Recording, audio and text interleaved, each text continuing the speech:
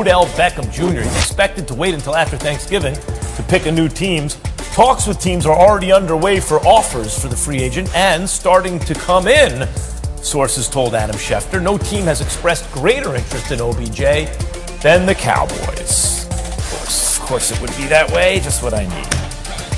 Odell Beckham Jr. tweeted out, "They went crazy today," likely in response to Cowboys' drubbing of the Vikings 40-3. It's no secret Dallas wants Odell. And Micah Parsons also responded with eye emojis to the tweet.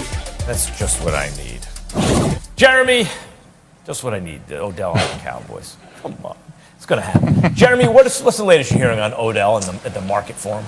Well, the latest is the Cowboys are considered the favorite. They've been the most full frontal wanting to get this done, and he could visit the team as soon as, say, Friday. They got their game Thursday against the Giants, and they could try to work something out. It's understood that sometime in the next few weeks, he should be in the building to at least check out the team, talk to him. And New York Giants are still lurking here as a possibility. I've talked to some people around the league that still believe the Chiefs could try to make this happen, although they do not seem to be a prime contender at the moment. So with Dallas, it's all about also the contract. You know, this is not a player that you can just give a practice squad veteran deal to like some of these other players that we've seen around the league recently. He is going to need some real money, possibly on a multi-year deal.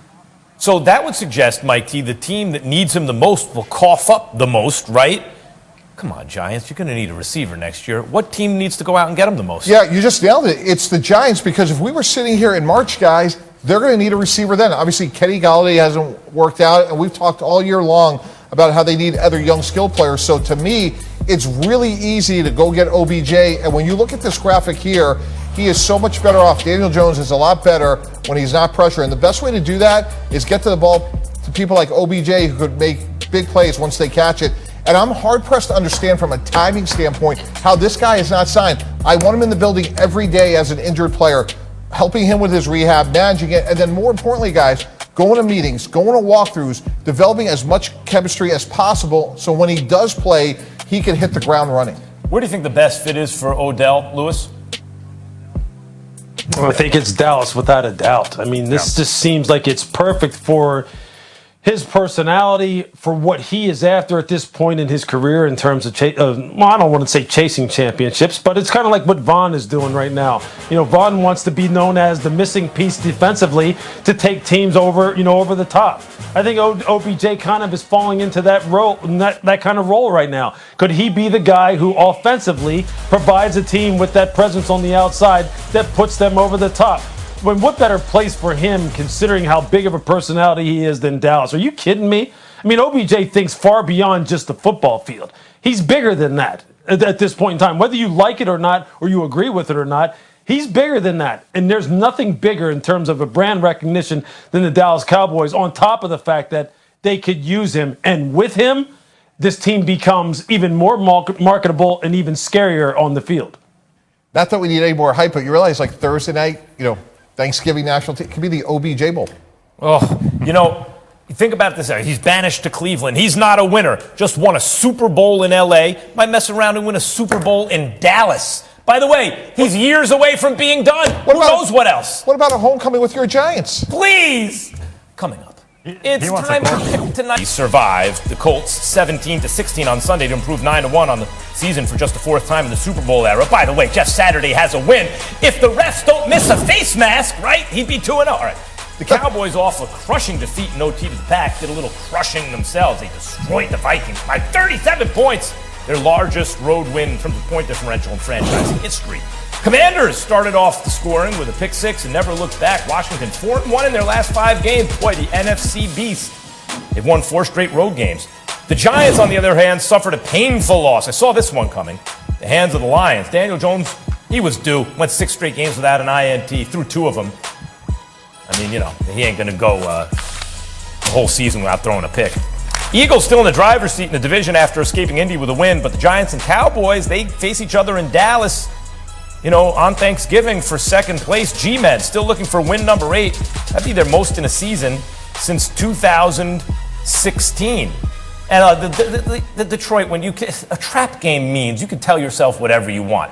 You're going into Dallas on Thanksgiving. You're going to get up for that differently than a bad record Detroit team coming in, even though you know they score and they've won a couple games and you've won some close and they've lost some close. It's not going to always be like that, blah, blah, blah. And then on top of that, they go in shorthanded and they lose even more key players. They don't have much of a margin of error to begin with. But I will say this, guys. The Giants, stranger things have happened than the Giants going on the road and beating the Cowboys, who looked so devastating, beating the Vikings, because the Giants ain't going to drop back a million times. Giants are going to run Saquon and run Saquon and run Saquon. Lewis, are the Giants not who we thought they were?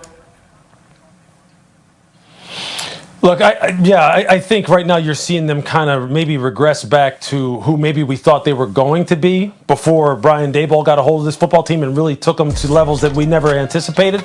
And that's not to be disrespectful because they have some really good players. I think right now what more so is going to lead to their downturn here and maybe, some misfortune instead of good fortune is the fact that, as you said, they're just right now shorthanded. They're losing people left and right, man. And Dallas right now has all of their heavy hitters healthy. And right now, they're clicking on all cylinders, and they are in a good place mentally. So this is going to be a tough ask for them right now, even if you wanted to believe that really what they were putting forth as far as their one-loss record was the truth. They just don't have the bodies, I don't think, to sustain it at this point. Although I would not question their competitiveness because Brian Daboll has them on the right path in that regard. Yeah, no question. I mean, they were thin at receiver. They don't have much there to begin with, and they trade Kadarius Toney, so that's another guy they don't have. Bollinger, who they had a good thing going with Daniel Jones, he gets hurt. Now you lose Wandell, and the tough one is Adoree Jackson. Jeremy, what's the latest on those injuries? Max, Giants are decimated. They had 6 key guys who got injured, including 2 that are going to be out for a while. You mentioned Adoree Jackson sprained MCL, so it looks like he'll be out at least a month. I mean, they only have 6 or so weeks left in the season, so he could be out for the year. And then Wan'Dale Robinson, a second-round receiver they really liked, came alive yesterday with 100 yards. He is out for the year, torn ACL. And so this is a team that's very thin at receiver. You got Kenny Galladay had a couple catches. They're paying him nearly $18 million this year in guaranteed money. So he's going to have to step up. But Robinson, they're going to have to wait till next year. Really like the player, though. They are bummed about that one. Yeah. With our GM, Mike T. We've got our own GM. We've got questions. Mike T has answers. What do the Broncos do with Russ? They got to get better coaching. They need coaches that are open-minded and put Russell Wilson backs in a position to be successful. He's not a traditional drop-back passer. They have some really good weapons. Cortland Sutton, KJ Hamler, Jerry Jeudy. But when he can make explosive plays is when he can roll outside the pocket, throw the ball down the field with really good accuracy. He is not a progression read quarterback in the pocket. Look for different coaches next year. New coach and a time machine to make him about 5 years younger and he's more mobile. Are the Packers done, Mike T? No, but they are on life support. This is the NCAA tournament, Max. You win, survive, and advance. And look, their margin for error is 0. They've shown some flashes. Christian Watson is finally developing. Losing Rashawn Gary is hugely consequential. But if they run the table, again, 7 teams make it. And if they get it in, look out. No one's going to want to play Aaron Rodgers. People are looking at the Giants right now. Will Sean McVay be the Rams head coach next year, Mike T? No, but he'll have a headset on and it'll be in a broadcast booth. Look, it's widely known in league circles that he considered that in the past. And I think based on how this season has gone, he could take a step back, go into broadcasting, Max, and then reevaluate things much the way guys like John Gruden or Sean Payton have done. And when you lose Von Miller, OBJ, and now Matt Stafford, Andrew Whitworth, Cooper Kupp, it's really hard to win in the NFL. The man won a Super Bowl when he was like 16 years old as a head coach. I mean, he could do a lot of things. Let's talk about the most wanted free